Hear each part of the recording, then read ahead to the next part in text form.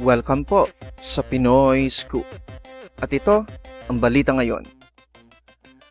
Ang Brad kulit ng Pasay na si Fifth Pagotan ay na-evict sa Pinoy Big Brother house noong Sabado. Si Fifth ang pang-12 housemate na na-eliminate sa kompetisyon pagkatapos niyang makatanggap lamang ng 16.52% ng mga boto na galing sa mga manonood. Nang tinanong si Fifth kung ano ang pinaka-importanteng natutunan niya sa loob ng bahay ni Kuya, sinabi niyang natuto siyang maging totoo sa kanyang sarili. Ang na-evict na housemate ay sinalubong ng kanyang kapatid na si Fourth. Si Fifth ay naging kontrobersyal pagkatapos niyang umamin na siya ay isang bisexual.